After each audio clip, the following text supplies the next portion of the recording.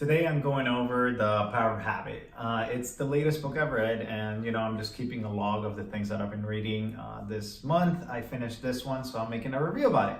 And then I'm showing you what I'm going on to next, and a couple of other things, maybe other resources. But essentially, this book has one big premise. You can change, and I believe that too. Honestly, it's been a very refreshing book. It's been very good. And the main premise is like you have three things that, that's how habits operate. So you have a cue, you have a behavior, and then you have a reward. So for example, it can be something very simple, like waking up and, brushing your teeth. So you wake up, you feel your breath, right? It may not be the best. Mine is not the best when I wake up, but you have that's the cue. And then the behavior is you brush your teeth. And then the reward is clean teeth, minty fresh, Crest, whatever it is that you use, or, natural toothpaste. But that's just like that shows you do things, you have habits. And the book has other examples and many other things, but it kind of breaks down the behaviors that we do as people. Why do we do things? Why do we do the things that we do? And essentially it's just like you have a cue, you have some sort of behavior, and you have something that rewards. So for example, if you're bored, you pull out your phone and open Facebook or Netflix or watch a YouTube video, and then you're not bored anymore. But that's something very automatic and something that you do. I don't know if you've ever found yourself to open a web browser, and what happens is at some point in time your body just like types Facebook. And I'm like, why? Maybe they didn't want to go there, but it's just like very automatic. Or maybe a website that you visit, like Bleacher Report for sports, or maybe CNN or Fox News, or something for political stuff. But essentially what happens is that those things are very automatic, and the things that we can do is we can change them. Something that I'm changing, something that I'm deciding to change right now is I'm deciding to eat in. So instead of eating out, like eating at a restaurant or Chipotle or one of those chains, choosing to eat inside. So my behavior has been, or my habit has been, I feel hungry, I go out to eat, and then I feel satisfied because I ate. So I'm not hungry anymore. But the reality is that that's been eating my, a little bit of my cushion. It's been working some days, and other days it doesn't. If I go to a cheap thing or whatever, a cheap restaurant. But the reality is that may not be the most sustainable thing, and that kind of invited me, the book kind of invited me to realize, is this something that I want for the rest of my life? And probably not. So I was like, when I feel hungry, I guess it's better if I cook something simple, and then I will not feel hungry anymore. Rice and beans, bread, sandwich, pasta, or maybe like a couple of other things. And I'm hoping to eventually start the meal planning and do all of that. But kind of made me realize I was having a bad habit of eating out. And maybe you have that bad habit too, but maybe you had to analyze, why do you go out to eat? Is it that because you don't have food at home? Is it because you do this on a regular basis?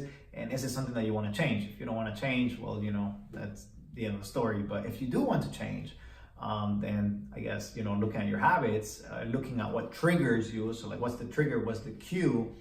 Makes you analyze what's the behavior. And this happens in so many things, bad habits and good habits,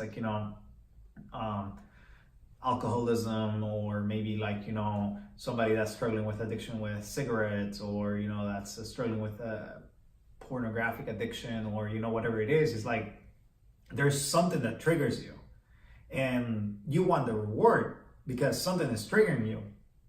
And I guess what you really need to realize is you cannot change those triggers, and that's what the book says also. And I kind of agree with that.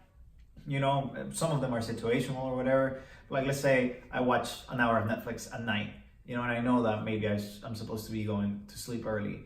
I cannot really change that I'm going to be at night bored or whatever. That usually just happens, but I can change my behavior. So instead of watching an hour of Netflix, or an hour becomes 2 or whatever, maybe I can read, and maybe that will incentivize me to go to sleep faster.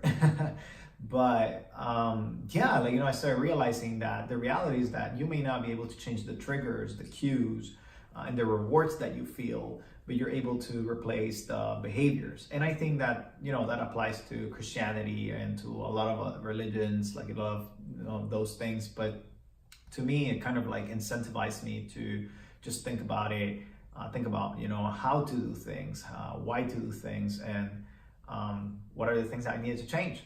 So that's my short thoughts on this book. I think it's great. You should get it, Power of Habit. I'm going to put it in the description down below. My next book, at least for this kind of area of self-help or whatever, like, it's called Digital Minimalism by Newport. It just came out like a month ago, and I just got it, and I've started to read a little bit, and I'm doing this experiment, leaving Facebook, leaving a little bit of social media. I want to be a little bit more productive with my time. And I don't feel like I'm being very productive, having comments and wars with other people. I'm not saying that I don't want those conversations, but I may just want them personal instead of like on a public forum. But the book shows a little bit so far, as shown like, how you need to have a better relationship with technology. And if you feel like you need to have a better relationship with technology, I think I'll recommend this book to you, Digital Minimalism. I'll put it in the description below as well, so you can get it. And yeah, I think it will be a good thing. Maybe look at it in your local bookshop. And yeah, that's it for this time. Keep tuning in. I have another video coming out on how much money pastors make in the Adventist church, at least, and showing some of those things. And then I still need to get my bigger board, so I'm still waiting for that. But besides that, just got to start working on a couple of other things, a couple of other projects, like the Greek project, for the series. I know that's what most people are here for. They come to this channel for the biblical languages, but I'll be putting those. Just want to encourage you, great book, Power of the Habit. And if you want to analyze a little bit more after this, your relationship with technology, Digital Minimalism, I think it's a very good book.